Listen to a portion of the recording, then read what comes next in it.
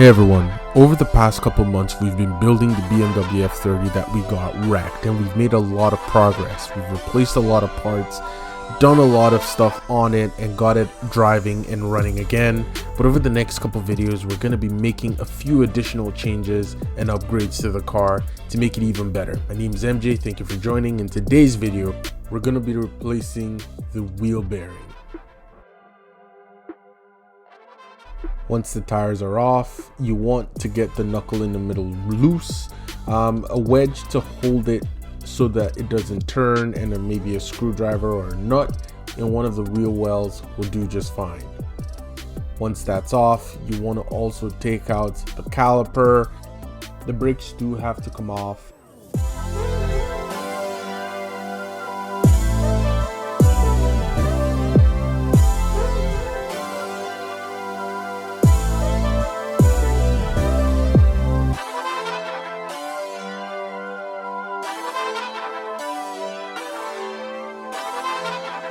Four forks hold the wheel bearing to the knuckle at the back. Those have to come off.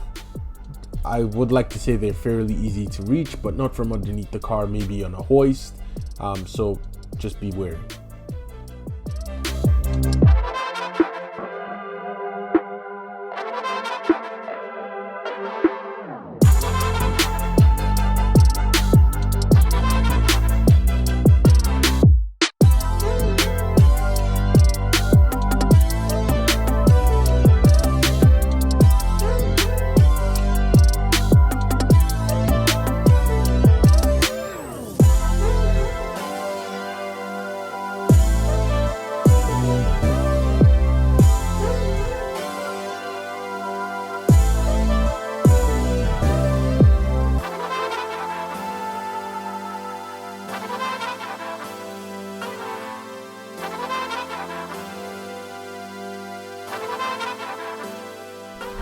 Once that is off, you can now start to wiggle the wheel bearing out and pull it out accordingly.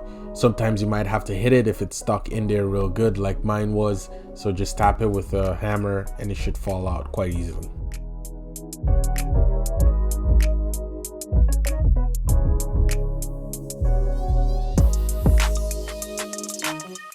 New wheel bearing goes on the same way.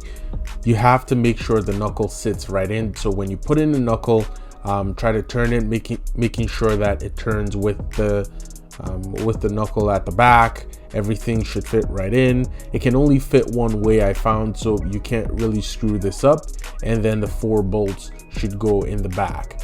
I will recommend getting 4 new bolts while you put it back. You might be repeating the T60, or you might need a TP60 bolt that comes with the newer style wheel bearing. Fortunately for me, mine used the T60 bolts as well, so I just got newer T60. But if you're using the new wheel bearing bolts, which is a TP60, just try to get those before you put the new bearing in.